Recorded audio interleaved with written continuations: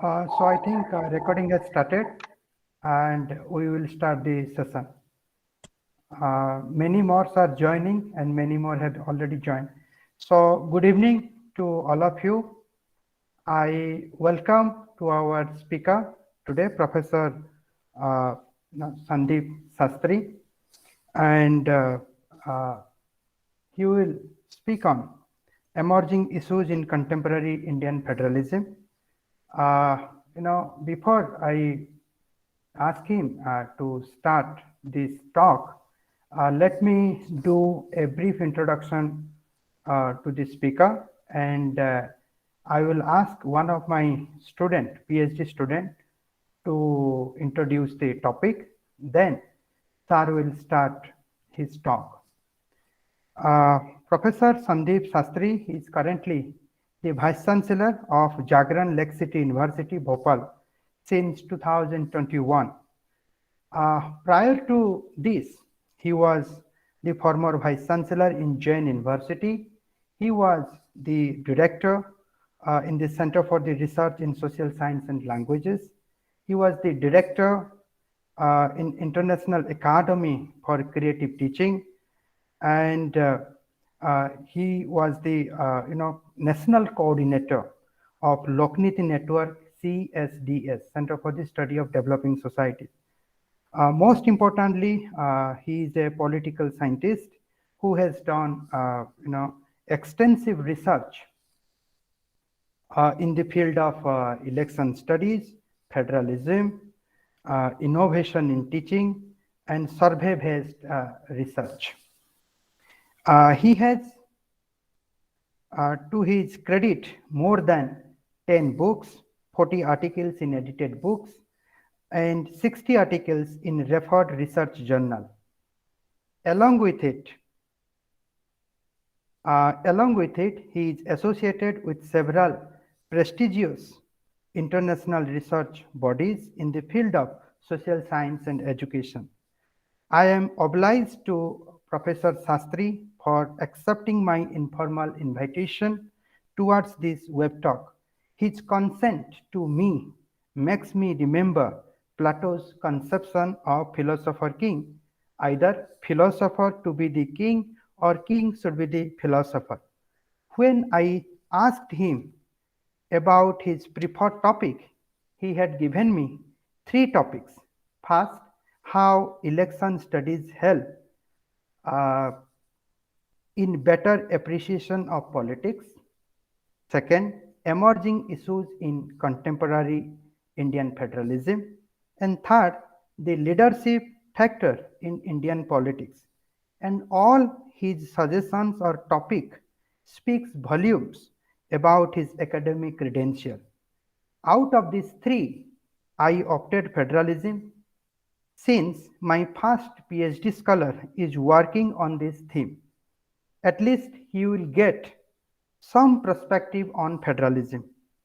Now I welcome to my PhD student Mukti Sahu, Lecturer of Political Science in Bauda Panchayat Degree College, to introduce the theme of this web talk. So welcome Mukti, please proceed. Mukti, you have to unmute yourself, then you will start. Thank you, sir, for giving me an opportunity to introduce the topic of the webinar. First of all, a very good morning, good evening to all of you, esteemed dignitaries, distinguished speaker, respected sirs, professors, convener of the webinar, and dear participants. As you know, then federalism has been conceptualized as a organizational mechanism. It is a mechanism for the constitutional distributions of power between the center and the states for the purpose of maintaining unity, integrity, and autonomy for the smooth administration of the government machinery. Since its inception, the federalism faces a lot of challenges in its functioning, but contemporary federalism faces a contemporary issue such as the implementation issue of example, the NRCCA, interstate river disputes, increasing demands for new states, then the rising demands for new states, and the COVID-19 and its impact on federal structure. In the contemporary society, we look out, then the Indian federalism faces the challenges in its true functioning in terms of its policies and institutions of central governments. There are lots of challenges now. So, in the changing perspective of Indian federalism, we can analyze how there is a competitiveness and cooperativeness in the functions of the Indian federalism. But one question is that how the federalism can be shaped or reshaped by the organizations or by the society or by the government, that politics now fail to reshape the federal structure, and judicially played a significant role to reshape redesign the federal structure in India. So now I'm inviting Professor Sandeep sir for enlightening us. We are waiting for your voice, sir. Now floor is for you.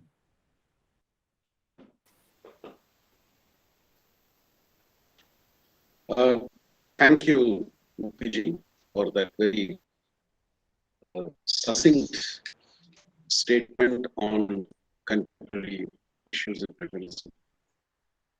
Dr.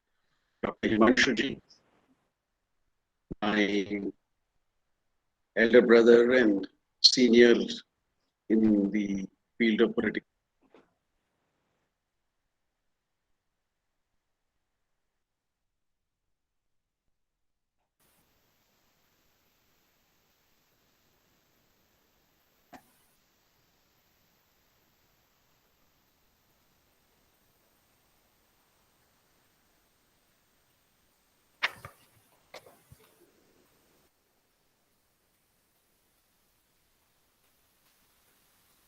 Sir, I think we cannot hear you, sir. Okay, now can you hear me? Right now we can hear you. I had lost connectivity in the middle. So it's indeed a delight to be here and to take part in this dialogue. When Dr. Himanshu asked me what theme I would like to dialogue on, we finally zeroed down on emerging issues in Indian federalism. I have a PowerPoint which I will go to once in a way. I will not use it all the time. I will go to it once in a way whenever I feel it's important to really look at that. While discussing emerging issues in contemporary Indian federalism, I'd like to start by making 4 or 5 important starting points. Mukti gave us a very interesting perspective on federalism. I would say, if you look across the world, the idea of federalism gained a lot of importance because federalism rests on the love for complexity. How do complex, diverse societies address the question of unity and diversity? I think federalism provided the answer. You look at Nigeria, you look at Ethiopia, you look at Switzerland, you look at Germany, you look at United States, you look at Canada, or you look at India. All these are examples of shaping a system based upon the love for complexity. It was Daniel Elazar who said that federalism's unique point is that it's an expression of socio-political diversity. If you look at any federal system, you will notice the federal system, and Mukti rightly mentioned central government and state governments. But today in federal discourse, a third level has come in, which is the local government. the federal, state, and local government.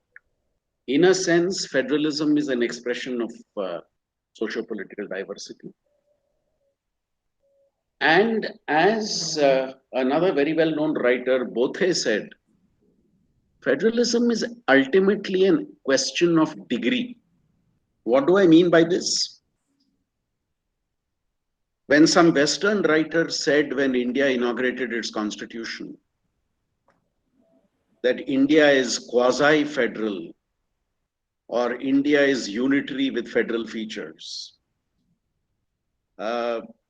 many people have written about that. That if you call India quasi-federal, the implication is there is an ideal federal system which you have not followed. Therefore, you are quasi-federal. But if you go by Bothe's definition that federalism is a question of degree, every country tailors its federal system to its requirement. So in that sense, no country is more federal or less federal.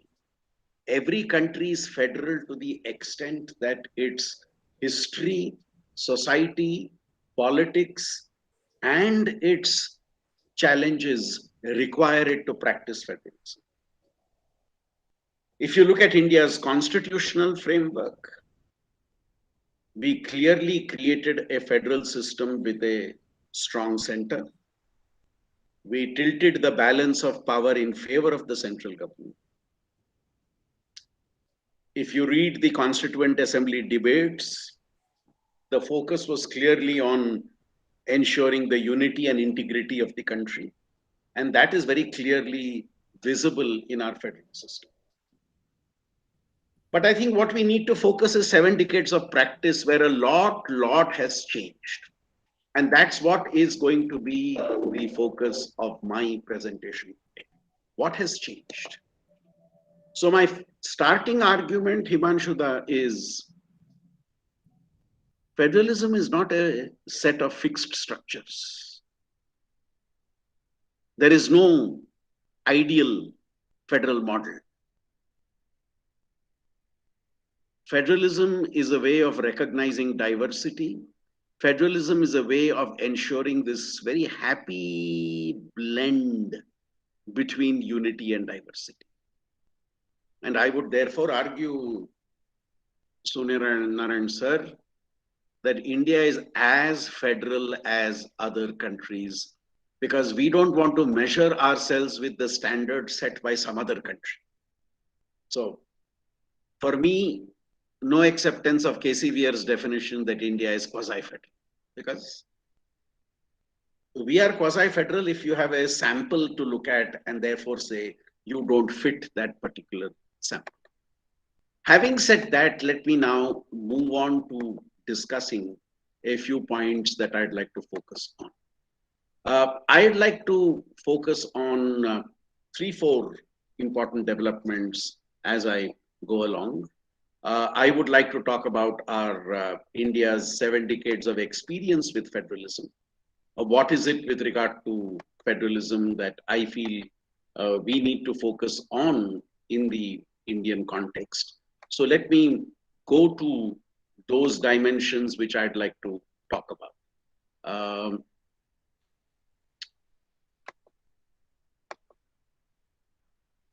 Are you able to hear me? Yes, sir, we can hear you very clearly. Okay. There seems to be some challenge in being able to put up my slides for whatever reason. So I will not use my slides. I will straight go to discussing some of the points, and then maybe later on as part of the discussion, we can talk of the slides. Friends, to look at contemporary Indian federalism, I would say, can we periodize, can we divide independent India's federal experience into 5 different phases? First phase, 1947 to 67. Second phase, 1967 to 77. Third phase, 1977 to 89. Fourth phase, 1989 to 2014. and fifth phase 2014 to 2022. I believe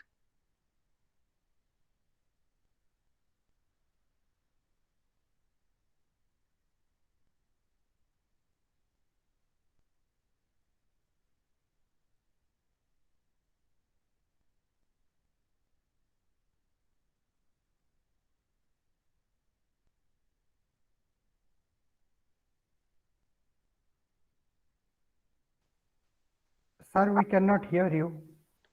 I again got disconnected very briefly. Are you able to hear me now? Yes, we can hear you.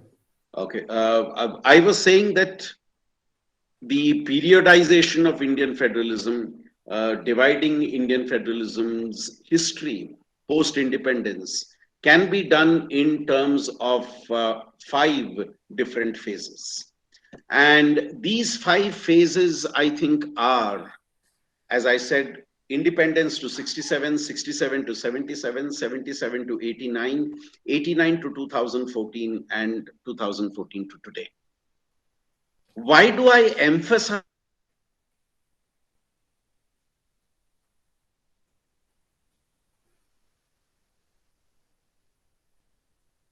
I'm sorry, actually there is some technical problem from the other side. So I hope that you will bear with it.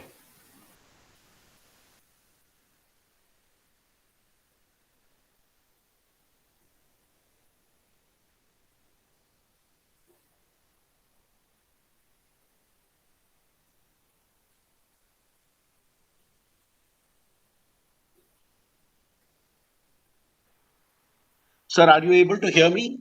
Yes, we can hear you, sir, right now.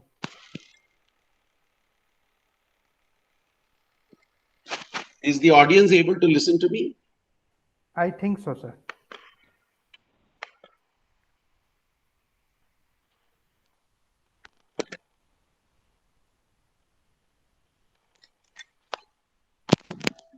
Himanshu sir, are you able to listen to me? Yes, sir, you are audible. I mean, Okay. you can continue it. Okay. As I was saying, for me, Indian federalism in these 5 phases are marked by four important years: 67, 77, 89, and 2014. And as students of politics, we know how important these 5 years are. 1967, as some of you will remember, at least reading it, I don't think anybody here would remember in terms of being an adult student then, except maybe Mishra sir. In 1967, for the first time in Indian politics, the Congress party was defeated at the state level elections across North and Central India. When state elections were held in North India and Central India, the Congress party faced a defeat across North India. And some people say this was the first step towards ending one party domination in the country. In this first phase from 1947 to 67, we saw a clear one party domination, the Congress party domination. We saw the focus on nation building. We saw the thinning down of the distinction between government and party. These were certain things that we saw happening in this first phase. And then in 1967, the Congress party was defeated in many states of North India. The result of that defeat of the Congress party in many states of North India was the formation of non-Congress coalition governments in many of the states of India. And when non-Congress coalition governments were formed in the states of India, the result was these governments remained very unstable. These governments collapsed very quickly. And this phase also saw the increasing misuse of Article 356 of the Constitution and the center dismissing state governments on the pretext of employing Article 356 and destabilizing governments which were headed by the non-Congress parties. These governments got to be destabilized. Now, this second phase of Indian politics was a very, very turbulent phase. The second phase. Yes.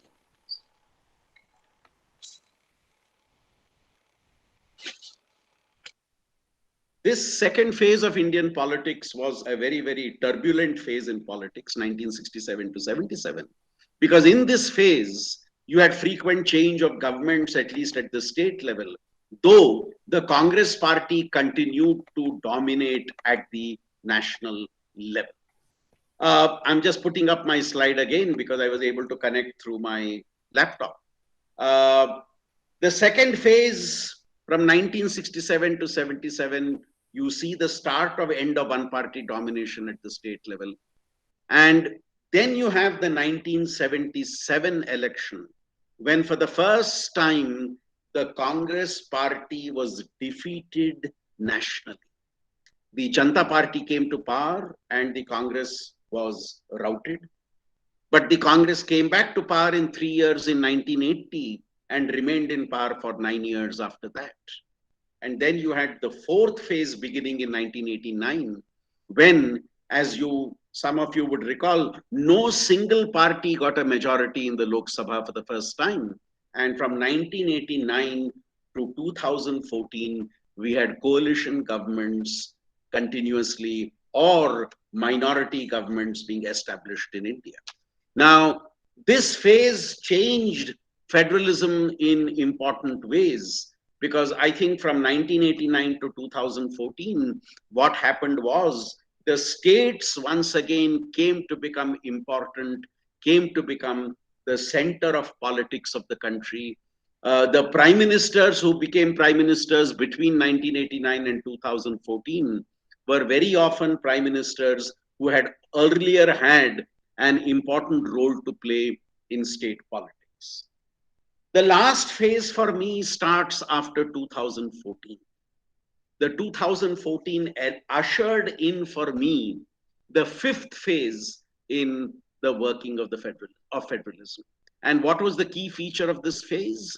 The key feature of this phase was a return to a majority government.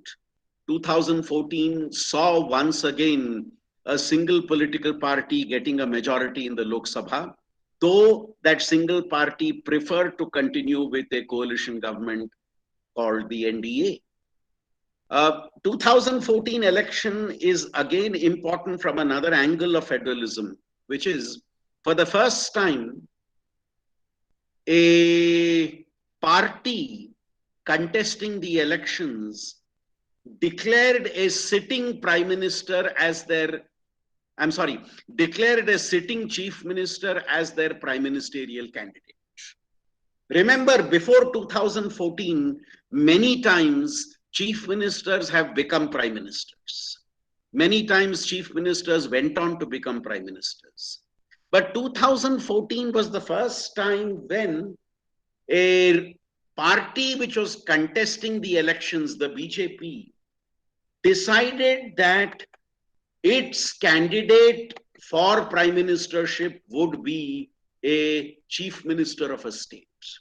This had never happened before.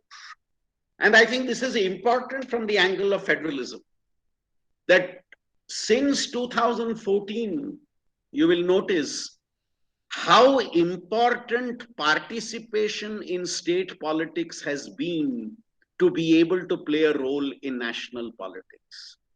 If you look at our preparation for the 2024 elections also, you will notice that as a competition to the NDA, prominent chief ministers are trying to emerge as rival candidates. So I think this phase notices all these important developments happening, which I would like to emphasize, which I would like to showcase at this moment.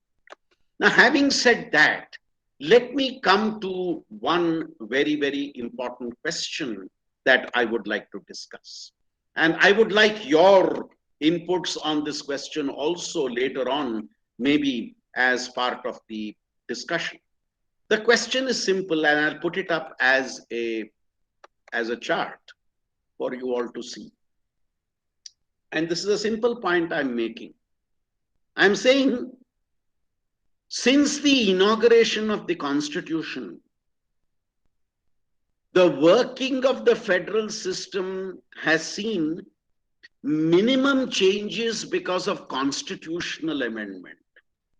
Constitutional amendments have brought very, very, very, very marginal changes in the working of the federal system. Judicial pronouncements may have brought about some changes, especially the S.R. Bommai judgment and some other judgments relating to Article 356. Yes, they may have brought marginal changes in the working of federalism. But what has really contributed to the changes in the Indian federal system is neither the Constitution nor judicial pronouncements. It has been the reality of politics which has changed the way federalism is practiced in this country. I would be very happy to respond to questions on that later, where I argue that all the contemporary developments in Indian federalism are a byproduct of politics and not the result of any major constitutional amendment, not the result of any major judicial pronouncements. But I would leave that for discussion in the question and answer session. Now, before I directly come to contemporary developments, I would like to raise one more set of points for your consideration. And those set of points are this. If you look at 7 decades of federalism in India, I would say there are 4 things that you visibly see happening. Number 1, decade by decade, if you look at the various phases I talked about, every phase sees a visible transition in the working of the Indian federal system. First 10 years, first 20 years from 47 to 67, during the days of one-party domination, you clearly saw the center being the one which dictated and directed the federal process. Mishra ji will recall when Jawaharlal Nehru was the Prime Minister, he used to write weekly letters to chief ministers. Fortnightly letters to chief ministers.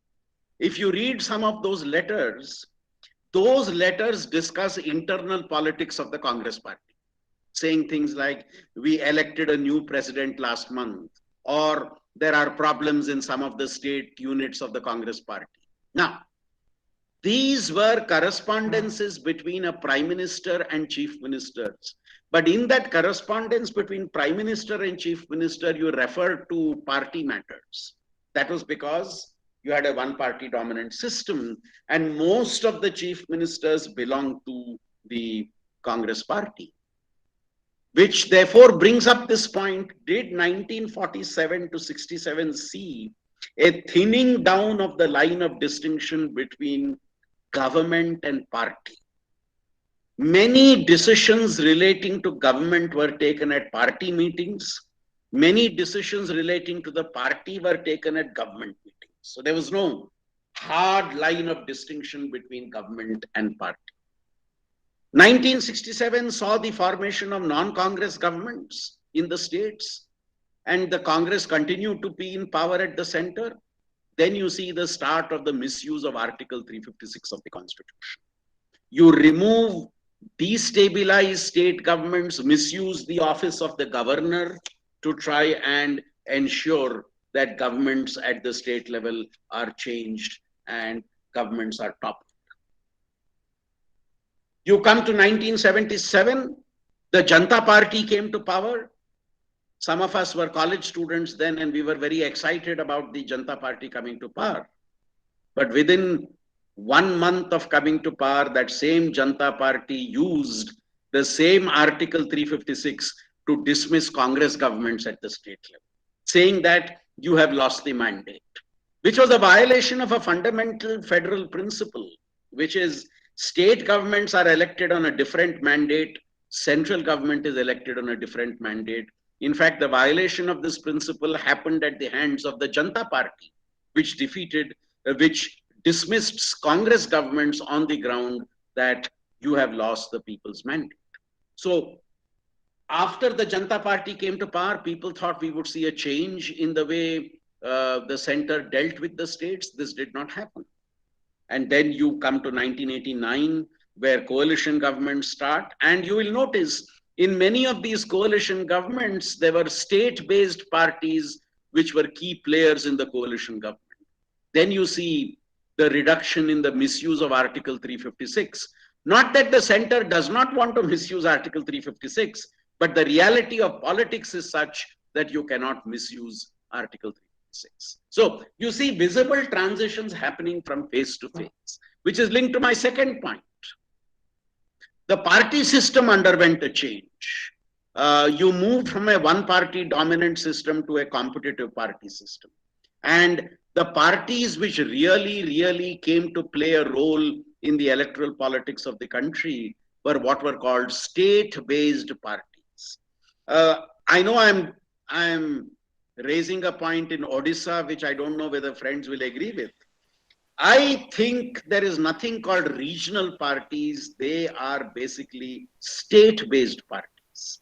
The so-called regional parties are parties whose support base is limited to a particular state or a particular set of states. So in fact, in my typology of political parties today, I refer to two types of parties. I refer to multi-state parties and single-state parties. I think as students of politics, we need to redefine our typology of political parties, because this old approach of national and regional parties, I don't know how much it is relevant today. Who is national, who is regional?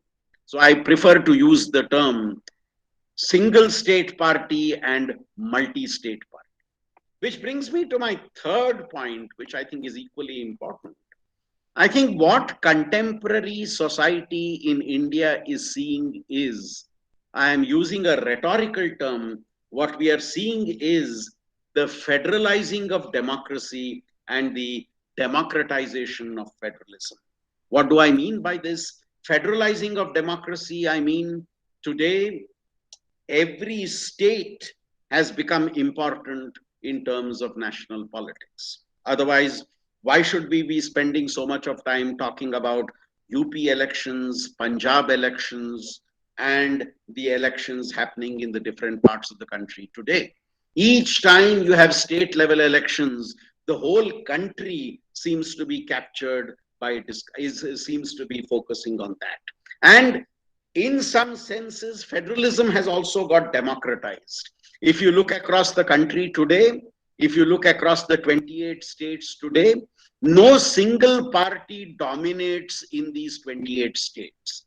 Though the BJP may be in power in a majority of states, the power is also in the hands of several parties which are in the opposition at the national level, which therefore leads me to raise the point, have states become the center of politics? I will just share a small anecdote here. When in 2004 the NDA lost the Lok Sabha elections, I still remember Mr. Vajpayee, after some months, made a statement. Mishra ji will recall that statement. Vajpayee said in Hindi, जो जीते उन्हें आज भी मालूम नहीं वो क्यों जीते, जो हारे उन्हें आज भी पता नहीं वो कैसे हारे. Now, this was a very interesting statement that Mr. Vajpayee made. Those who lost did not know why they lost, and those who won did not know how they won. It's a very interesting statement.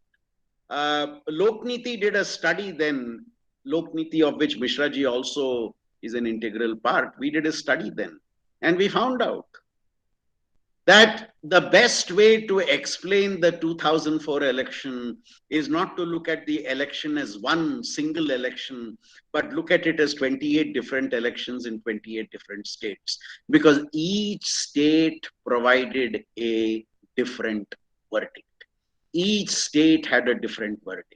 And we saw that actually 3 states tilted the verdict from the NDA to the UPA. Andhra Pradesh, Maharashtra, and Uttar Pradesh. These 3 states had gone in a very big way with the NDA in 1999. And these 3 states moved from the NDA to the UPA in 2004. And that dramatically changed the national result. So I think if you look at politics today, what you notice is how states have increasingly become important in defining the contours of politics. Let me now directly come to discussing what I would call the contemporary issues or the contemporary trends in the politics of the country. And to discuss this, let me go back to my slide. Let me go back to what I wanted to talk about through my slide. Let me start from below, or what I call here. States in India are increasingly at the center of politics. I think the pandemic has raised this question. 2 years of the pandemic has raised for us the question as to how prepared were the center and the states when it came to managing the COVID-19 situation. And I think the COVID-19 situation has also made us realize that the state is not merely today seen as a regulator, but state is seen as a provider of basic needs to the people. When I look at contemporary Indian federalism, I would like to define contemporary Indian federalism in the form of 3 C's. And what are these 3 C's? The dynamics of collaboration, the compulsions of competition, and the imperatives of coordination. Coordination, competition, and collaboration for me are the 3 C's which define contemporary Indian federalism. Let me elaborate on the 3 C's. The dynamics of collaboration. If the pandemic has taught us anything, it is the importance of collaboration between the states and the center for welfare and justice to reach the people.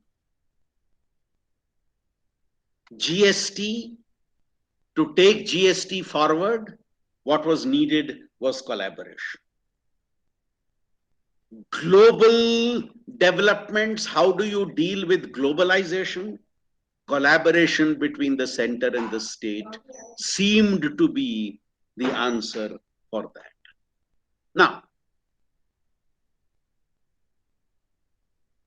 this English language is an extremely strange language. Does collaboration mean information, and does information mean collaboration? I'll give you an example. You have the concurrent list in the Constitution. Concurrent list ideally was subjects which would be left to the states, but center would intervene if you needed a uniform policy, like we see in national education policy today. But you will all agree that if the center has to make a legislation on a matter in the concurrent list, should it not be preceded by long consultations with the states? Would not the national education policy have become a bigger success if on the NEP committee there were representatives chosen by the state governments also? Now, think of my question. Should the dynamics of federalism be about collaboration, of the center taking states into confidence? A simple example could be the appointment of governors. If you read the constitution debate, Baba Saheb Ambedkar, Sardar Patel, and Nehru make the point that governors will be appointed after consulting the chief ministers. What happened to that? Today we inform chief ministers rather than consult chief ministers. And I am not saying that the current government alone is doing it. Every government which has come to power at the center has misused this provision. So, and in the pandemic, we saw this. If you remember, the first time the lockdown was declared, we suddenly had the lockdown declared. And labor moving from one state to another was a problem. But when the lockdown was declared the second time, what did the Prime Minister do? The Prime Minister consulted all the chief ministers first. And then when he announced to the nation that there would be a lockdown, he said, I have consulted the chief ministers before taking this decision. And then they also took the decision that withdrawing the lockdown, deciding on how we should withdraw the lockdown, will be left to the states to decide. Even today, when we are facing the third wave of the pandemic, the decisions relating to the third. Gupteshwarji, can you please mute yourself? Decisions relating to the third wave of the pandemic are being decided at the state level in consultation with the center. Now, this is what I would call the imperatives of coordination, but there are problems. If I have to fly from Bhopal to Bangalore, I don't know what are the rules in Bangalore today. I have of course had a booster shot now. Is the booster shot enough? Do I need to quarantine myself? Do I not need to quarantine myself? Now, the need for coordination between the states so that more effective and meaningful decisions can be taken in this regard, which is the first point that I would like to raise, the imperatives of coordination. I'm sorry, the dynamics of collaboration. Let me come to my second point, the imperatives of coordination. Is there today a much greater need in the Indian federal system for better coordination between central government, state government, and local government? And I'm including the local government in this process. Are we using our institutional platforms sufficiently? Interstate council, zonal councils, are these being National Development Council, are these being used in the way they could be used for inter-state and center-state coordination? Mishra ji or Vishnu ji can raise another point. Rajya Sabha. As the word itself indicates, Rajyon ka Sabha, Council of States. Is our Rajya Sabha truly representing the states at the center? Or is the Rajya Sabha representing the leaders of political parties at the state level is my question. Who does the Rajya Sabha represent? Or as some people say, has the Rajya Sabha become a retiring room for loyal and defeated politicians? So, coordination would require us to ensure that governments at both the levels work together. But is that happening? And my last point, my last C, the compulsions of competition.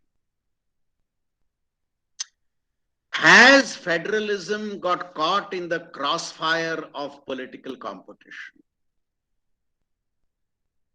If you see what happened when the Assam, West Bengal and Kerala elections happened,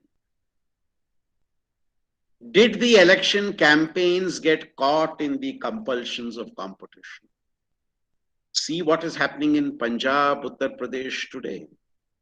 Is the politics of electoral competition, are the compulsions of electoral competition forcing the federal system to get slightly derailed? Look at the office of the governor. Look at the way the governor's office has become an important center of controversy. In fact, I'm sure Mishra ji has done this.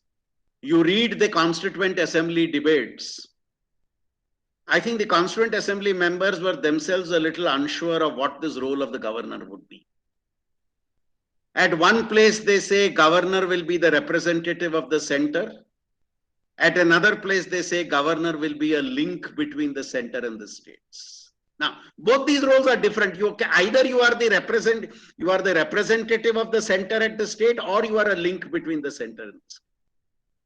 As Mishra ji would recall, this representative of the center was called later on agent of the center.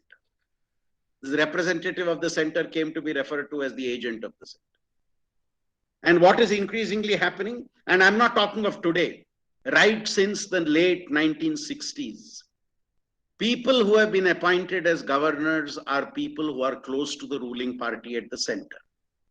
And especially when you are appointing a governor in a state which has a ruling party different from the ruling party at the center, you will always send a political appointee so that that political appointee will do the bidding of the central government. So, the compulsions of political competition have in many ways derailed the way center-state relations or the Indian federal system was required to actually function. In this light, I would now come to the final part of my argument. I will come to my final slide and look at what are the issues that as students of politics we need to consider in the present situation. Let me just put up my slide and raise the question.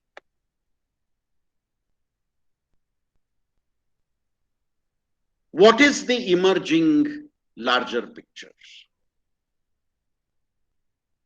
For me, the emerging larger picture is very clearly in the working of the Indian polity, the states have come to play an extremely important role. Today, a small state like Goa, which sends 2 members to the Lok Sabha, prime time television is asking questions about what is happening in the Goa elections. The son of Manohar Parrikar, who has fallen out with his father's parent party, his interviews are taking prime time on national television. So, is the way state politics runs in India becoming an important factor to shape national politics? For me, this is an important part of that larger picture. When in 2014, the BJP decided to announce a sitting chief minister as their prime ministerial candidate. Remember, Mr. Modi resigned as chief minister of Gujarat only after the 2014 election results became clear. Just before he was to be sworn in as the Prime Minister, elected as the leader of the BJP parliamentary party, he relinquished the position of the Chief Minister of the state. Do we need a better and bigger example of how the states have become the new center of Indian politics? Secondly, have we, for short-term gains of winning an election or settling scores with a rival political party, ignored certain long-term benefits of a authentic federal system as we operate? Whenever we have an election, we have this very strong competition. On the one hand, we hear slogans like double engine government, where we feel the same party being in power at the center and the state is good. On the other hand, we talk about competitive politics. So, for short-term political gain, are we sacrificing long-term political stability? Is it important for us to make the distinction between elections at the state level and elections at the federal level? Mishra ji and all of you will agree with me that the Indian voter has become very clever to make that distinction between a state election and a national election. You all will tell me that if you look at the Odisha election in 2019, in one election itself, you had a difference between Lok Sabha result and the assembly result in important ways. But let me remind you, this trend started way back in 1985 in my home state, Karnataka, where the Lok Sabha elections, the BJP, the Congress then won 24 of the 28 seats. And in the assembly election, the Janata Party under Ramakrishna Hegde was voted back to power. So this is a trend which was started in 1985, more than 37 years ago. But you are seeing it very, very, very, very visible today. Take the example of Delhi. AAP wins the assembly election, but BJP sweeps the Lok Sabha election from Delhi. BJP does extremely well in Jharkhand in the Lok Sabha election, but in the assembly election, the JMM Congress come to power within a few months. Or you take the case of what happened in 2014 in Bihar. The NDA did well in the 2014 elections, but the next year when you had the assembly elections, Nitish Kumar, who was then aligned with the RJD, came to power. So the voter is making this very clear difference. The voter is saying in Delhi, Modi for Prime Minister, Kejriwal for Chief Minister. Or in Bihar, Modi for Prime Minister, Nitish Kumar for Chief Minister. So the voter is very clear in making a distinction between state level elections and national level elections. But are we translating that into respecting certain federal norms and federal principles? That, I think, is the larger question we need to ask ourselves. And I would close with the question, are we moving towards a new one-party dominant system? The 50s, 60s saw a one-party dominant system led by the Congress. Is India moving towards a new one-party dominant system? Because today we often talk about BJP and non-BJP. In the 60s, we used to talk about, 70s, we used to talk about, 80s, we used to talk about Congress versus non-Congress. Today, we talk about BJP versus non-BJP. So are we moving towards a second generation of a one-party dominant system? Is the question I would like to raise. And I think that has important implications for the working of the Indian federal system as it develops. So Himanshu sir, I promised you I will not take more than 1 hour. So exactly 1 hour now. I would stop here. I would be very happy to field any questions that you all may have. So thank you, sir. It's very difficult to, listen you critically, when you are the admin of this talk, when you are organizing this talk. Till now, can people are joining, people are disappearing, people are again rejoining. So the very purpose of recording this talk, it means that I can review it and we can rethink whatever you just said it. So since I have to moderate it, I will say that the brief points what you have dealt in your talk, and then I will move on to Professor Surjanaran Mishra, Professor Vishnu Chaudhary, Professor Shyama Prasad Guru, and Dr. Smriti Ranjan Dhara. These are different faculties of different universities. Some are retired also. So in your talk, I think you said how federalism is a continuous process, and you challenged Casey where that India is a federal system, right? India, you challenged the idea that India may not be called as a quasi-federal system.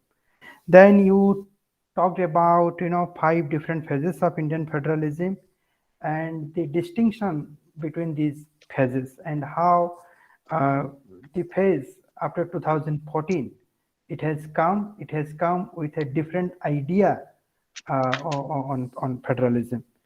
Then you said that the major trains of federalism is the byproduct of the politics. Then you explained 3 C's of federalism, right? So now, I welcome Professor Sujanaran Mishra, Professor Shyama Prasad Guru, Professor Vishnu Chaudhary to give a, critical outlook or, to give a kind of feedback or anything, any comment, so they can give.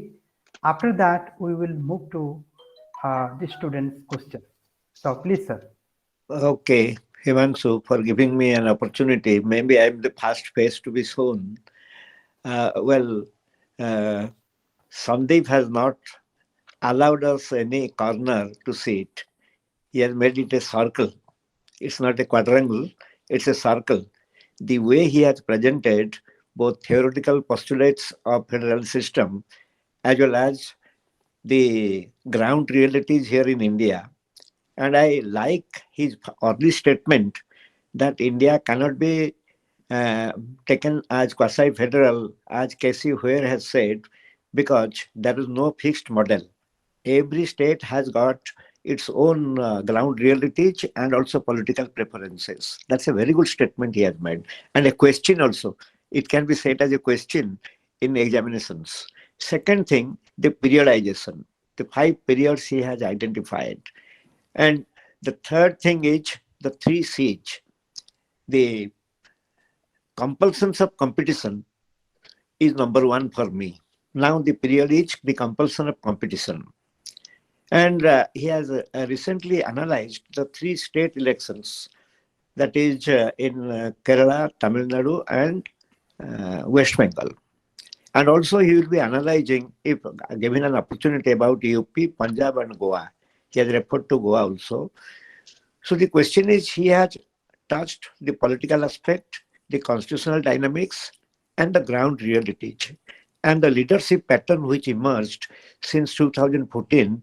And in between, he has observed one thing, that if a political party has announced a state chief minister as the prime minister or candidate, he should have resigned and also come to the forefront. But he waited till he is elected as the leader of the elected legislative party of a parliamentary party of BJP. Then he resigned and took oath as the prime minister. That is a very good point, that people stick to power because he was the president for the first time. A party has announced his state chief minister, Deve Gowda. He moved to center. He was sitting idle, dozing somewhere, but became the prime minister of India. at the cost of even our prime ministerial candidate Biju Patnaik, because Biju Patnaik there was the internal conflict in the party and he was ebbed out. So looking at Sandeep's presentation, his vast research analysis, and also the understanding of the political situation. He has said the statement, Bajpayee in 1984, after losing the election, he said that we have lost an election, not our mission. And after 1984, how BJP rose to power. That was BJP's first election, because BJP was founded in 1980 only. So he remembers those things, and the connectivity between the present reality and the past statements or facts, and the way he has looked into the dynamics of politics between 1967 to 77, 1989 to 2014. They are excellent pieces of presentation for our student community. This is my observation. I thank Sandeep that I got up early in this deep winter. Now the temperature is 2 degrees. I got up in west part of the United States only to listen to the previous one. I could not connect, and today I could know that it was cancelled. There was no opportunity for me to listen to that lady, but today I was for sure that I can listen to Sandeep, my young friend, and he was polite enough to refer to my name a couple of times. Thank you very much. And you have a very good presentation because you have very good understanding of the federal system across the globe. Thank you. So thank you, sir. I mean, your appreciation means a lot to me and to my speaker also. And now, Vishnu, sir, so please speak few words. Himanshu Babu, can I speak for 5-7 minutes? You can. Time constraint. Can I speak for 7 minutes? You can, sir. You can. No problem. I congratulate Sandeep ji for his brilliant presentation. It is as it was earlier. All his presentations are very good, lucid, systematic, and thought-provoking also. I congratulate Himanshu for organizing such webinars in this pandemic period. And I have some observations to make, because Sandeep ji has not touched financial relation between center and the state.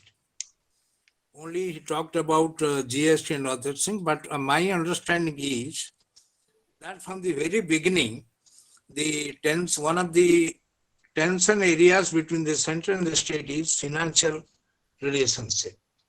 Because every state government claims that we are under center's mercy. You take the example of GST distribution in the recent years, or demand for special category states by different other states, which the center is not obliging now because of the 14th Finance Commission recommendation after. That's regarding funds needed for COVID management also. There have been outcry by different states and chief ministers. There has also been controversy regarding centrally sponsored schemes and how the center is systematically trying to cut funds and also cut different programs which were earlier sponsored by the center. This has been there. There are so many points on which the financial relationship is under the stress. Second thing I would like to point out here is, whenever we talk about the central relationship, earlier we were talking about center and state. But now after the local governments or the PRIs and urban local bodies have also become the third tier, now we have to think and discuss about three operational relationships: center versus state, state versus local, central versus local. Because you cannot even repair the drain of a particular municipality in any state without central funding, because they don't have money even to pay the salary and the pension and benefits to their employees. That is one. Third point that I would like to mention here is we need not blame any political party. All political parties across the spectrum, they're indulging in highest brand of hypocrisy. While they are in the center, they take a position on a particular issue. Take, for example, application of Article 356 or 365 or any issue you take, or a role of the bureaucracy or civil servants, a role of the paramilitary forces, any issue talk, when they are in power in the center, they take one position. Role of the governor, for example, they take a particular position. The moment they lose power at the center, they have a different position while they are in the opposition. That hypocrisy must go, lock, stock, and barrel. Next point that I would like to hint is autonomy. Every state government is demanding autonomy, but I have a saying that we have a principle that autonomy, yes, but not below me. That means the states are demanding autonomy from the center, but if the local bodies or the PRIs, they want autonomy, the states won't allow autonomy. So autonomy, yes, but not below me. Third, the next point is we have two types of relationship between the center and the state to bargain more money or bargain from the center. Earlier, also, when the Congress was there in the center, the Congress party in different states, particularly in Odisha, I have seen, they are saying that we could not develop because we have different political complex in the state. That is wrong. So there were two types of relationship. One was political proximity. The other was geographical proximity with the center. Those who are nearer to Delhi, those who are nearer to Bangalore or nearer to Bhubaneswar, they were given more attention. That was. And what is political proximity? Maybe Kerala is away from Delhi, but at one time during Congress regime, it was K. Karunakaran and A.K. Antony who were calling shots. Any problem by the Congress at Delhi, two Kerala men were invited to Delhi for discussion. So this is known as political proximity. In Indira Gandhi's cabinet, in one council of ministers, there were 7 ministers from Andhra Pradesh. Jalagaba Bengal Rao, P.V. Narasimha Rao, T. Subhasankar, Pendikandi Venkata Subbaiah, M.S. Sanjeevi Rao, 7 ministers. There were total 57 or 58. Out of that, 7 were from Andhra, only one state. And Odisha was not even given the cabinet ministership. Later on, they got cabinet ministership. Earlier also, we had cabinet. So that is one. Next thing, now we being talked about in the Indian parliamentary federal structure, as I say, one nation, one election. This has become a debatable topic, and something will come out, and Sandeep ji is doing a lot of good work on electoral politics. He will enlighten us. Then another thing that I would like to point out is all these issues that Sandeep ji has raised, or I am raising, or Professor Mishra has raised, they were all discussed. Take, for example, the conclave politics that was started after the Southern Council of Ministers meeting in March 1983. Ramakrishna Hegde, M.G. Ramchandran, N.T. Ramarao, D. Ramaswamy, they reached at Bangalore to talk about how to respond to the Finance Commission. So we had a series of conclave politics where all these points were discussed. Role of the governor, financial relationship, more funds to the center, how paramilitary forces must function. And at the Kashmir conclave, Srinagar conclave, N.T. Ramarao said the center is a conceptual myth. And he wanted the office of the governor must be abolished. So Chandra Rajeshwar Rao, who was representing CPI and he was the general secretary, then said, N.T. Ramarao Garu, we have come to here to discuss about the center's relationship, not to say that center is a myth, or not to say that governor's post has to be abolished. So that was there. So we had Srinagar conclave, Calcutta conclave, Delhi concept, all these things. Then we had Sarkaria Commission report, which has given a comprehensive recommendation how to make central relationship a reality and functional. But the thing is, we appoint a commission, never go by its recommendations. It is gathering dust. We had also Venkatacharya Commission on review of the Constitution, where these things were talked about at length. We have many judgments by the Honorable Supreme Court and High Courts on all these things, like the role of the governor in appointing a chief minister, role of the governor in dismissing a chief minister, role of the governor in recommending President's rule, Article 356, role of the governor in reserving bills for the consideration of the center or the president, role of the governor is the chancellor of the universities. In the recent week, you find in Kerala, there has been a tussle between the government and the governor or the chancellor on the role of chancellor, appointment of vice chancellor. In recent years, we've seen governor, only 3 days back, governor and speaker, they are quarreling over their points of view in Bengal. You have seen also that use of parliamentary forces like CBI, ED, this has become a bone of contention to the central state. And also declaring some areas in the border areas to be under the purview of the Home Ministry, so that parliamentary forces will be deployed there. That has become so many controversies there. I'm not going to say, but finally I would like to mention here that the actual federal structure will be there. We were talking in terms of 2 emerging trends. One is cooperative federalism, the other is competitive federalism. So whatever you talk, what jargon you give doesn't matter, but we must take into consideration something like Dr. B.R. Ambedkar said, the world over, there is a centralizing tendency. That doesn't mean that the states will be not given any importance. That was Ambedkar's remark on the question of the center-state role or center-state relationship in the event of we have a federal structure. So that is there. And finally, I would say that on important issues like national unity and integrity, sovereignty, then territorial integrity, and issues that confront our national interests, all must agree with one.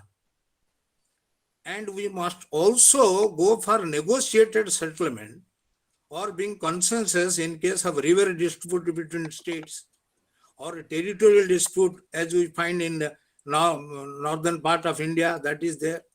So if these are being discussed, deliberated upon, and a solution to be found out, we will have a good federation. But one thing is there, you have to tolerate. A party in power in the center must tolerate an opposition-led government in the states. If that is the spirit, our federal structure is okay, very comprehensive, very good. That is why we say the constitution has not failed. We have failed. There is no constitutional inadequacies. There is institutional decay. So institutions must be preserved.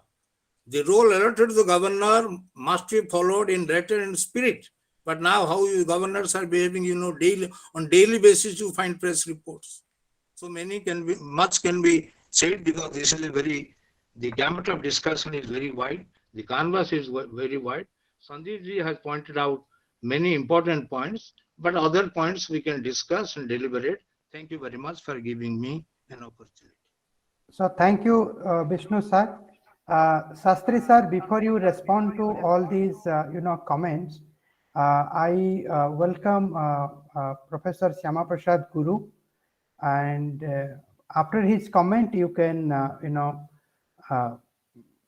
you can deal with all these, comments or questions.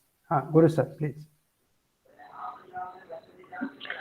Yes, Professor Sandeep Shastri, am I audible? Yes, you yes, are. sir, you are audible. Yes. Professor Shastri, thank you very much. Hello. Namaskar, Vaina. Yes, Professor Shastri, thank you very much for your talk. I listened to it from the beginning to the end. It is indeed an excellent narration. I call it a narration. It is an excellent narration of the process of Indian federalism from 1952 till date. But I could not get your concluding remarks. I could not get your suggestions on it. What are the major irritants of Indian federal system? and how we are to solve it as political scientists of the country. No doubt, new situation has emerged, new problems we face in center-state relations. The center of balance of Indian federalism is tending to tilt towards the states, no doubt.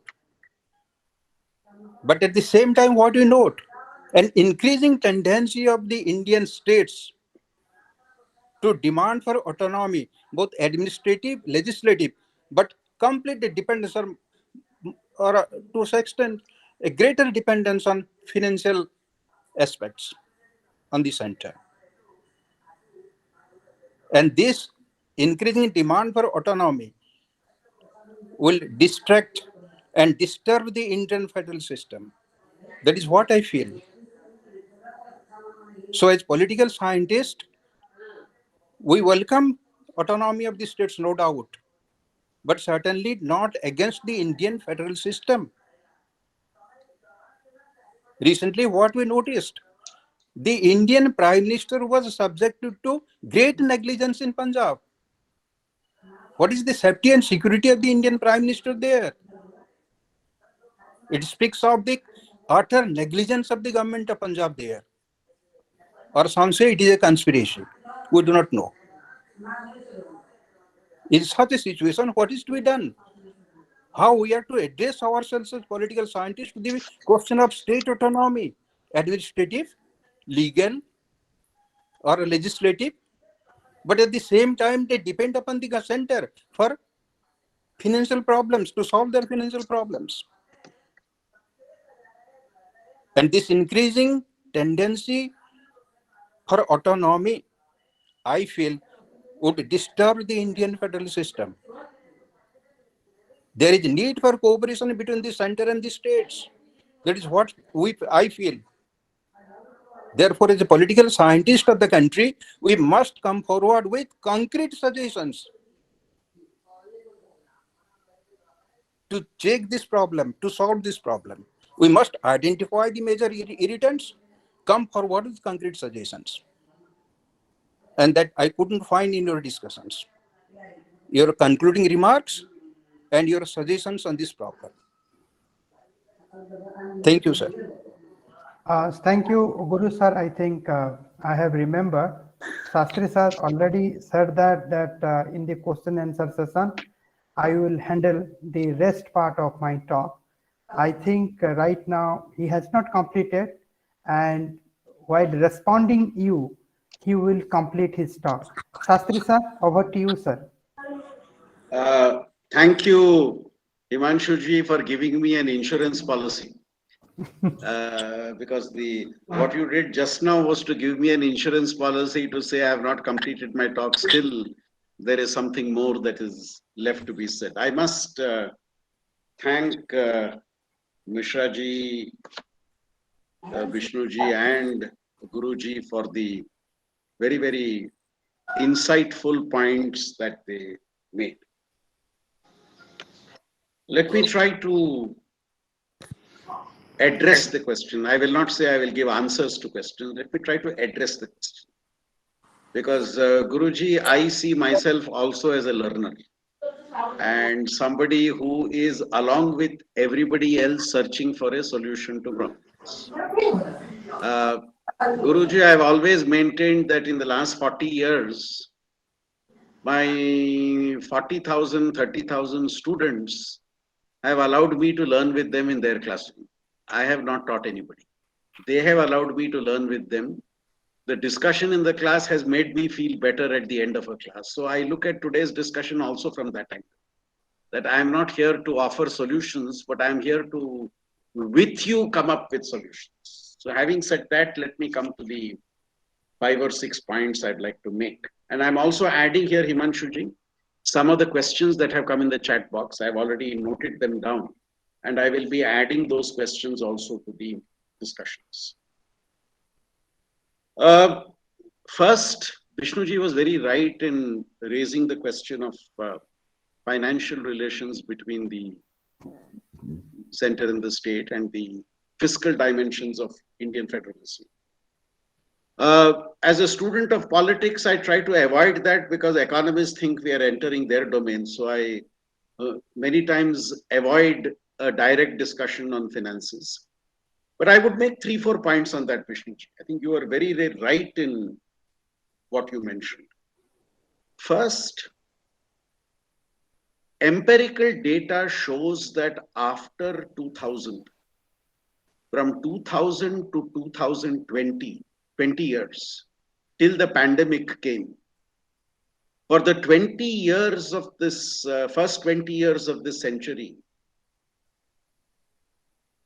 there has been tremendous increase in the quantum of state finances. Empirical data shows that state resources, state access to resources by state governments has increased quite substantially since 2000. And again, empirical data shows that governments which have used the new resources available to them effectively have actually been more effective in winning elections at the state level. And governments which have not been able to make use of this rise in resources that they had have actually been punished by the voter by being voted out of power. So this is one point I would make, that there is a visible increase in the pool of resources that the states have since 2000. However, the pandemic has changed many things. The pandemic has put tremendous pressure on the states. And now with the type of politics that the center has played with the GST issue, you also have reduced resources being made available to the states. So you are right in saying that fiscal issues are dominating. And Vishnuji, I'll make one more point there, which is studies are showing that states which have been very careful in managing their finances, states which have ensured that a chunk of their resources do go for development and welfare functions, have actually been rewarded by voters. But what has happened is many states have not been frugal in their management of finances. There was a state where in one particular year, they actually spent 120% of their resources on paying salaries of government employees. 120%, which means they went into deficit just paying salaries of government employees. So I think there are vast differences, and economists have written quite extensively about this. There are vast differences in terms of how the states in India have been handling this, but I would go with you in saying, be it centrally sponsored schemes need to be more transparent. Centrally sponsored schemes need to have the states involved in the preparation of the scheme and not just in the implementation of the scheme. What Biju Patnaik ji said years ago, states have been reduced to a post office where the center will decide who to give the money to, and the job of the state is to go and give that money to that person, reducing the state to a post office. Now, that is, yes, very much a problem. And I think it's time that centrally sponsored schemes involve the states in their implementation. By the way, let me make a side point, Vishnuji. Those states which have been successful in implementing centrally sponsored schemes, voters have given the credit to the state government for that and not the central government for that. When a centrally sponsored scheme is implemented well in a particular state, the people in that state believe my state government is responsible for that and not the center. And now the center is very upset on that, and therefore this heavy advertisement as to who is the one who is starting that scheme, especially in states where a different party is in power at both the levels. Vishnuji also was very right in saying that political parties have selective amnesia. When they are in opposition, they say one thing, and when they come to power, they say diametrically the opposite. Vishnuji, rather than calling it hypocrisy, I would call it inconsistency. You have an inconsistency in the approach of political parties on whichever issues. The BJP was against governors being made, those people being made governors who were who were members of the party which was in power at the center. When the Congress was in power, they opposed it. And when they came to power, they did it. And now the Congress opposes what they did for many years. So this blame game of you are responsible, I am responsible, you did for 50 years, I have done only for 5 years. This game has gone on for long. So I think there is clearly an absence of political consistency on the part of political parties on this. And I would add another point to this, Vishnuji. And this is something which is truly frightening for me. This country is seeing an intense polarization. If you do not support my political stand, you are my enemy. And whatever you say, I'm going to oppose. Now that polarization which the polity is seeing, for me, that's a very dangerous trend, where you talk of we and they rather than us. We belonging to X party, they belonging to Y party, and the roads can never meet. Vishnuji, taking part in television debates, I've realized when I discuss with political leaders on a television debate, I have often played this game and won always. I predict before the program starts what will the representatives of different parties say on an issue. And exactly that comes out to be true, which means there is already a decision as to what to say, and you find data to support what you want to say. You selectively find data to support what you want to say. We as researchers have believed you look at data and then draw your conclusion. But today we are in a situation where we draw our conclusion and then look for data to support our conclusion. Now, this strong polarization that we are seeing is, I think, part of the problem. And Vishnuji also referred to the Sarkaria Commission and other commissions. I'm reminded of what the very well-known politician H.V. Kamath said about this, sir, years ago.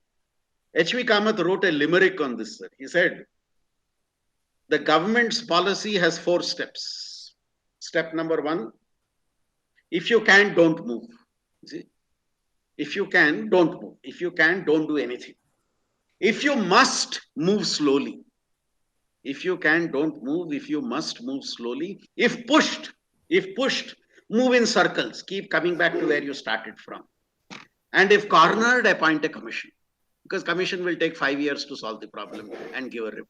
Now, what Kamath said years ago, I think, is true of any government. If you can, don't move. If you must, move slowly. Pushed, move in circles. If cornered, appoint a committee and a commission. Because that will take its own time to solve your problem. Now, my final 2 points, Himanshu. The current controversy relating to the All India services is a classic example of the way politics defines center-state relations. Now, I don't think we should look at the present controversy in isolation. The All India services controversy has a background. And let me give you 3 aspects to the background. Number 1, if you look at Patel's original justification of All India services in the Constituent Assembly, and then the developments that happened. Point number 1, the All India services was required to have 50% insiders, 50% outsiders. In any state cadre, 50% should be from within the state, 50% should be from outside the state. Are we following this? No. 1/3 of the IAS and IPS cadre should be promotee officers. Officers from the state civil service being moved up to the All India service. Is this being followed? In many states, no. Thirdly, every All India service officer was required to do certain number of postings on deputation at the center. Is that being followed? No. Officers who belong to a state, like in Karnataka, if a Kannadiga joins the All India services, he or she does not want to go on deputation. Who is the officer who wants to go on deputation? The officer who had to choose Karnataka cadre if he wanted to get into IAS because his other cadres were not available. First opportunity, go on deputation to center. Officers posted to northeastern cadres. They did not want that. Those are the cadres which are filled up in the end. Often they are referred to as suitcase officers because their suitcase is ready packed to go on deputation to Delhi. Now, when all these norms are violated over time, you are seeing the type of problem you are facing today. Many states have senior IAS officers, including chief secretaries. I know states which have chief secretaries who have never gone on deputation to the center. What was Patel's logic? These officers will have experience of working at local level, state level, national level. This is not happening. So I would trace this controversy today to how you have allowed this controversy to come to where it has come. That's why, remember, even BJP ruled states are opposing this particular move. It is not political now that only non-NDA parties are opposing it. Even NDA parties are opposing this move because they find it detrimental to their state interests. Lastly, Guru Sir's very difficult question. Where are the solutions? Sir, my answer to that is the solutions are there. It's not that we need to identify the solutions. Can we convince the political parties to bite the bullet to implement those solutions? That's the challenge. Everybody knows that if you go by the original logic of governor's office, what did Nehru, Patel and Ambedkar say in the Constituent Assembly? As far as possible, we will not appoint politicians to the office. As far as possible, we will appoint eminent people as governors. Both have been followed in their breach. I have just completed a study which shows 78% of governors appointed from independence to now were politicians. 78%. 15% were retired, or if you could use the word loyal, civil servants. So if you do your math, you can make out where is the space for eminent persons to become a governor. Now, it is, you see, once in power, you tend to forget the principles you talked about earlier, and then the reality of politics creeps in. Guru sir, I will not name the politician, but once in a discussion with a very, very, very prominent politician, he told me, Shastri ji, आप academics को ये भाषण देना बहुत ही आसान है. And then he made a statement. He had studied public policy. He made a statement that आपका public policy में एक statement है. I said, कौन सा statement, sir?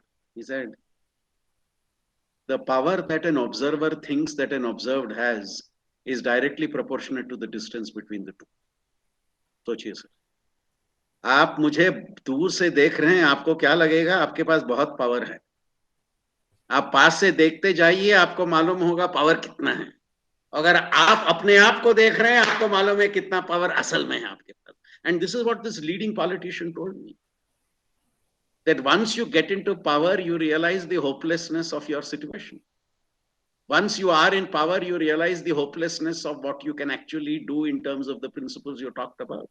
So, And here, Himanshu will have to invite me for a separate session for that. I think here leadership plays a role.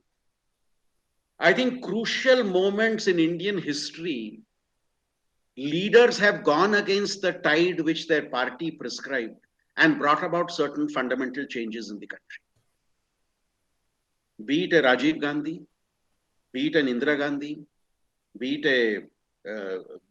a Narasimha Rao, be it a Manmohan Singh, be it a Atal Bihari Vajpayee. And let me also say, be it a Mr. Modi. There have been occasions when all of them have gone against what their party would have wanted them to do. And they've had the political will to take a critical decision. Otherwise, would we have had a Right to Information Act? Otherwise, would we have had that curb that only your cabinet, your council of ministers cannot be more than 15% of the strength of the assembly?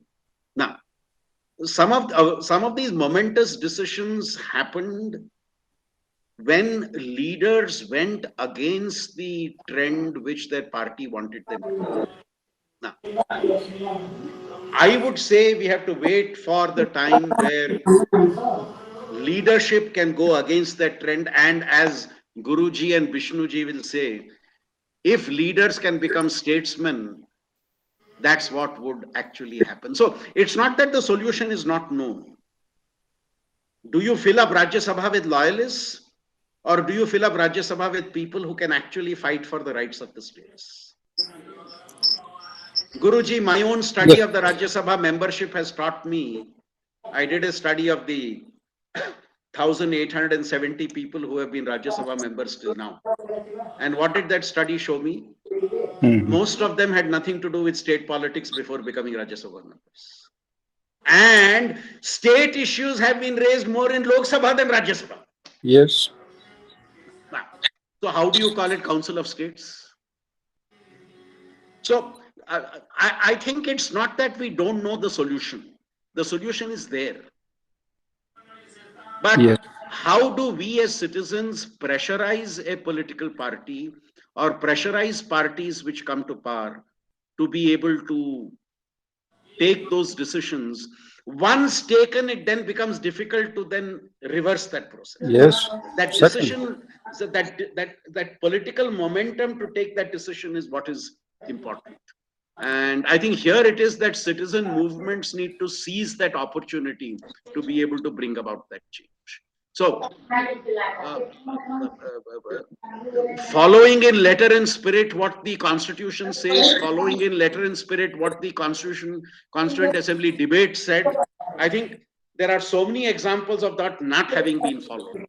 And for me, that is where the solution lies. My final point, Himanshuji, I would advise your young students not to have this allergy for this word politics. Let us not look at politics as something necessarily not good.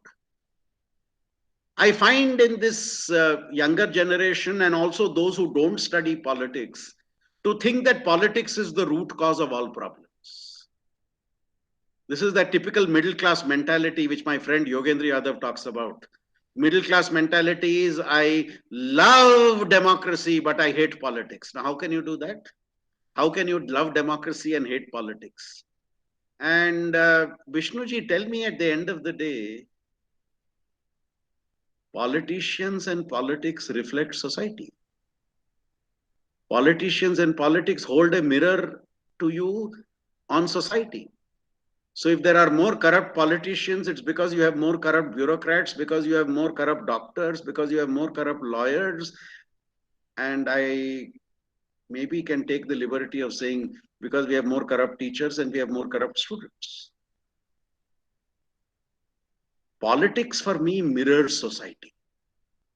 It's only that politics happens in the public domain, so all of us watch it. But what's happening there is a mirror of what's happening in the larger society. Therefore, there is that attitude of not being bothered if there is a corrupt politician. I've heard people say this, who is not corrupt? Yes. She had an opportunity to be corrupt. We didn't have an opportunity. Now, that is the type of cynicism that is today being expressed in society. That is the type of cynicism that you're seeing, which I think this recovery from that cynicism is something that we as students of political science need to work towards. Sir, thank you very much. Sir, I will come to you, Guru sir. I think if I will derive theory from your presentation, I mean, you said you said something in the context of politics, in the context of federalism, and I feel those theory in the societal level, in the personal level also. I think society and politics, there is a very close connection, and who is learning from whom, I think it's a matter of I mean, we agree to disagree on that point, but there is a close connection between the society and politics. Guru sir, please come. Yes. Sir, if you do not have any solution to the problems, how you as a political scientist, as an intellectual, visualize the prospect of Indian federalism? Is it dark? It is bright? Is it gray? How do you characterize it? Sir, for me, reality is never black or white. It's a multiple shades of gray. Yes, then gray. Reality is always multiple shades of gray. Yes. Sir, again, let me correct the impression. It's not that I don't have a solution, and I have discussed the solution as part of my presentation. Yes. But the question is, in the context of the reality of politics, how do you take that solution forward? I'll give you an example, sir. In India, which are the social groups which generally do not vote? The more educated, the more well-off, the upper class, upper caste, voting percentage is always low, which is diametrically opposite to Western democracy. Which are the groups which vote more? Poorer sections, villagers, less educated, lower castes. Now, Himanshu will have to call me for a separate session to discuss this. There are different reasons as to why those who vote more, and those who vote less, vote less. I have asked this question, have the thinking sections of Indian society abandoned their commitment to democracy?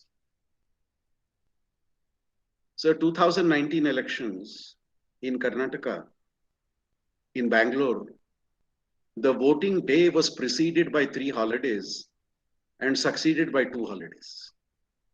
So what happened?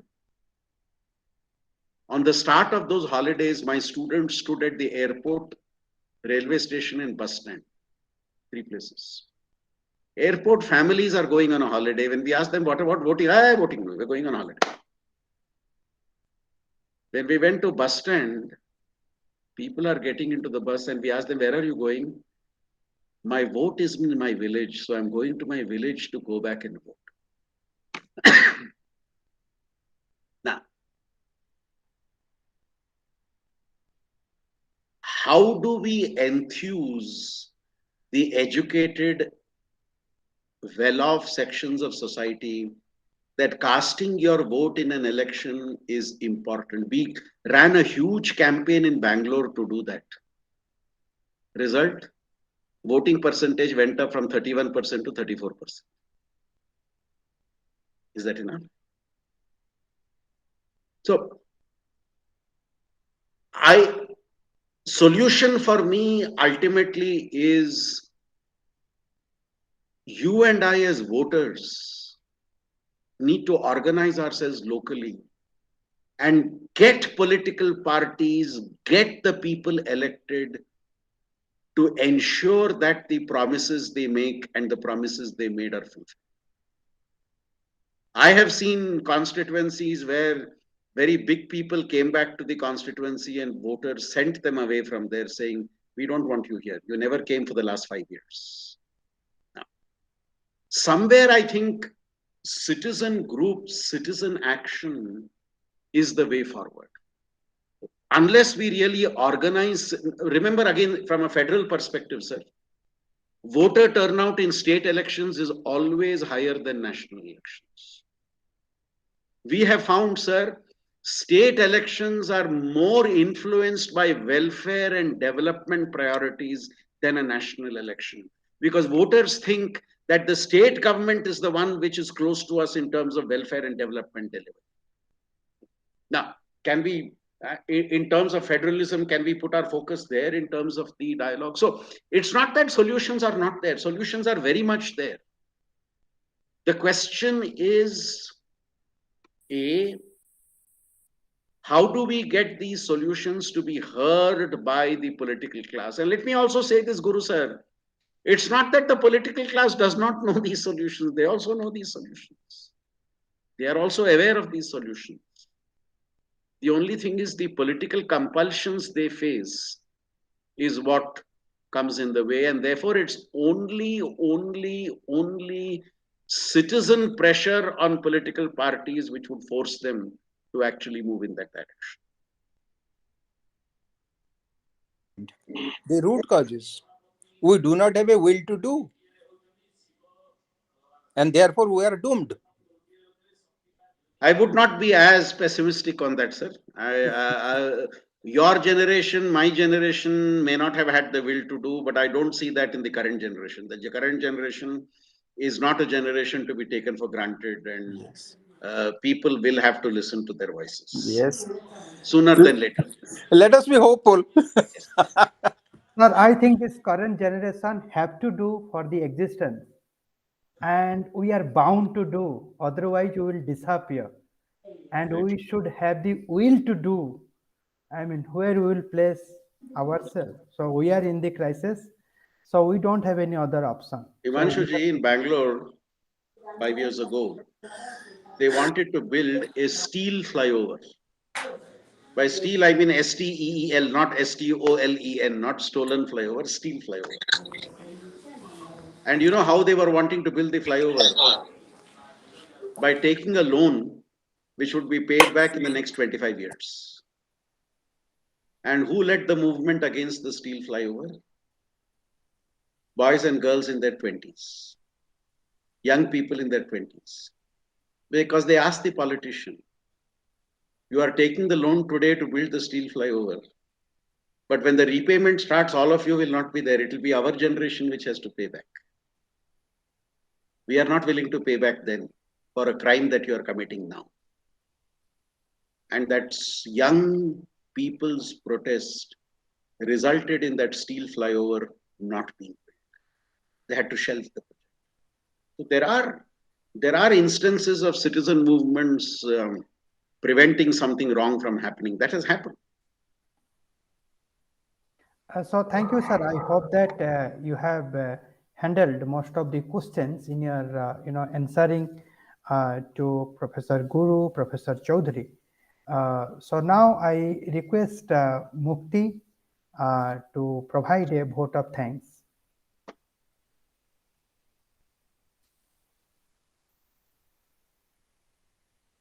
Mukti, you have to unmute yourself.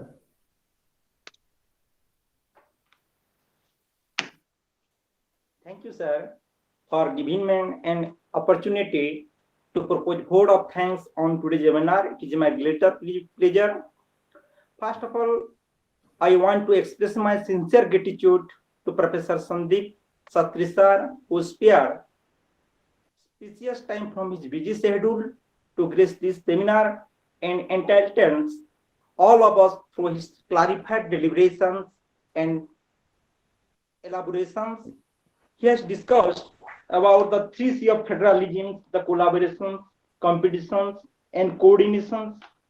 He also discussed the different phases of development of Indian federalism from 1947 to 2022. Thank you, sir. We have got a lot of information which will truly help to the students of political science as well as the research scholars who are doing research on Indian federalism.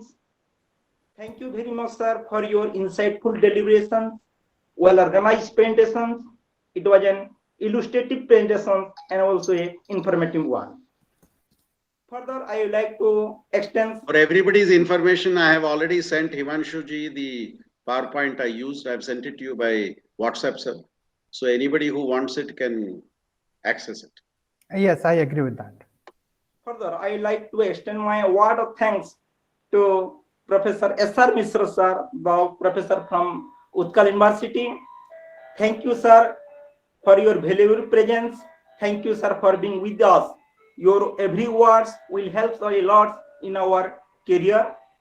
Again, I would like to extend my vote of thanks to the Professor B.C. Rao, sir, the professor from Barampur University, who has discussed with us about the central versus state, central versus local, and state versus local. Mukti, there is a small correction. Vishnu Chaudhary, sir. Sir. Right, it's not BC Raut, sir. Okay, sir, please. Okay, sir. Okay.